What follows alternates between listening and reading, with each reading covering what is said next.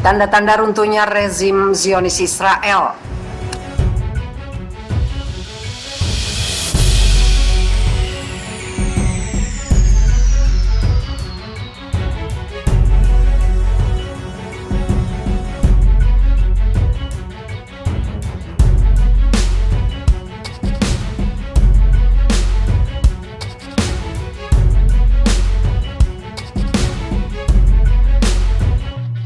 Rezim Zionis Israel menghadapi masalah serius dari dalam negeri sendiri dan Palestina.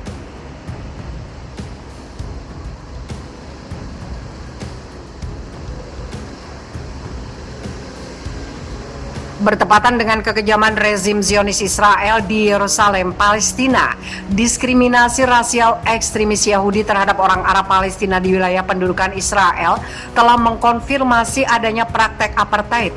Media internasional dan kantor berita Israel bahkan mengakui adanya serangan-serangan kekerasan oleh ekstremis Yahudi terhadap orang Arab di kota Lat Akri dan Haifa, serta pecahnya kerusuhan di jalanan pendudukan melawan rasisme.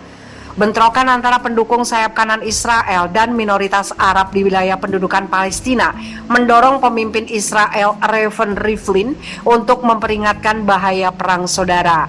Menurut polisi Israel, selain insiden kekerasan di beberapa kota di Lat Akri dan Haifa, insiden rasis juga terjadi di dekat Tel Aviv.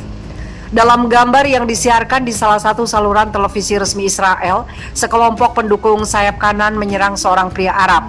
Dalam gambar itu, puluhan pendukung sayap kanan Yahudi memaksa pria itu untuk keluar dari mobil dan memukulinya hingga pingsan. Pejabat rumah sakit Tel Aviv tanpa mengidentifikasi pria itu mengatakan dia terluka parah tetapi dalam kondisi stabil. Berita Times of Israel mengakui bahwa rezim Israel telah menyaksikan meledaknya kerusuhan dalam negeri terburuk dalam beberapa tahun terakhir antara orang Yahudi dan Arab. Menurut media, orang Yahudi sayap kanan turun ke jalan melawan minoritas Arab, memukuli orang Arab, membakar rumah, membobol toko, dan menembak seperti orang gila. Netanyahu mengatakan pemerintah akan mengirim pasukan ke jalan. Pemandangan paling menakutkan dari ketidakpercayaan sayap kanan Yahudi kepada para pemimpin Israel adalah video di mana ratusan ekstremis Yahudi di daerah Bethlehem menghancurkan properti Arab dan menyerang seorang pengemudi Arab di dalam mobilnya. Mereka menarik sopir itu keluar dan memukulinya dengan brutal.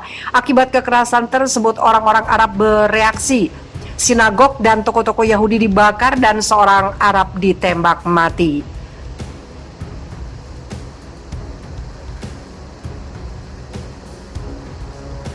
Menurut laporan media, lebih dari 400 orang telah ditangkap sejauh ini dan keadaan darurat telah diumumkan di kota Lat, tempat tinggal orang Arab dan Yahudi. Tanpa mengutuk kekerasan ekstremis Yahudi, pejabat Israel meminta para pemimpin agama dan sosial Arab untuk bersuara dan mendesak orang Arab hidup berdampingan dengan Yahudi.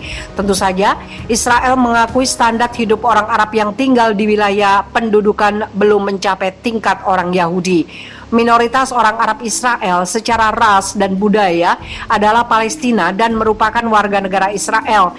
Rezim pendudukan di Yerusalem memiliki populasi sekitar 9 juta, di mana sekitar 1/5, hampir 2 juta adalah keturunan Arab. Faktanya, mereka adalah orang Palestina yang tidak meninggalkan wilayah pendudukan setelah terbentuknya rezim Israel palsu pada tahun 1948 dan menjadi warga negara rezim tersebut. Populasi ini menyebut dirinya orang Israel Palestina atau hanya orang Palestina.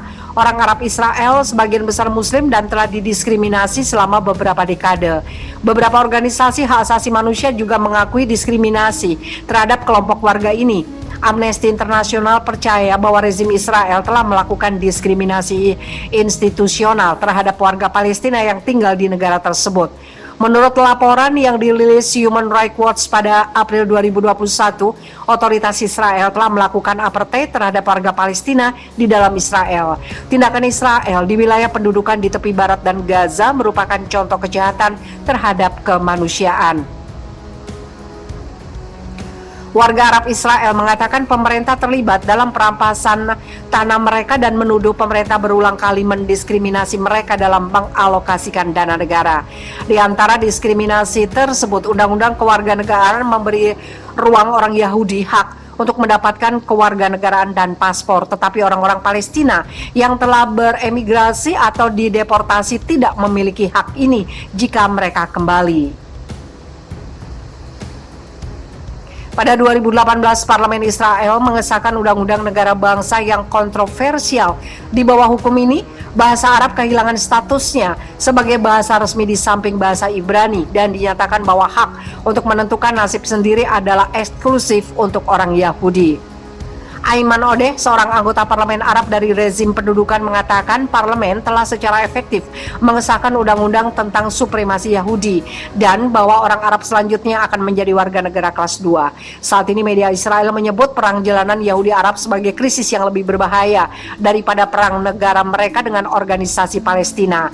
Media ini secara luas menggunakan kata lynch untuk membunuh orang Arab yang berarti eksekusi di depan umum dan pemukulan yang disengaja dengan maksud untuk membunuh.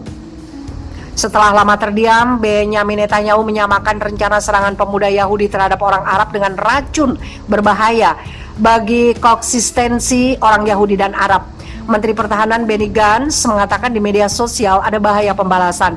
Ia menegaskan bahaya serangan jalanan terhadap masyarakat Israel ini jauh lebih besar daripada serangan roket milisi Palestina di Israel. Dalam sejarah rezim Zionis, tidak seperti saat ini yang menunjukkan tanda-tanda hampir runtuh, kekejaman Israel terhadap warga Palestina yang tidak berdaya kini dijawab dengan ribuan roket dan mortir. Kubah besi atau Iron Dome telah ditembus roket-roket milisi Palestina dan Tel Aviv mendapat ancaman serius dari Palestina. Kelanjutan intifada munculnya diskriminasi rasial dan letusan oleh Ikatan Arab yang didiskriminasi sejak lama jika didukung oleh negara-negara muslim global dan organisasi pro hak asasi manusia serta semua hal terkait kemampuan Palestina pasti akan efektif untuk meruntuhkan rezim pendudukan Israel saat ini.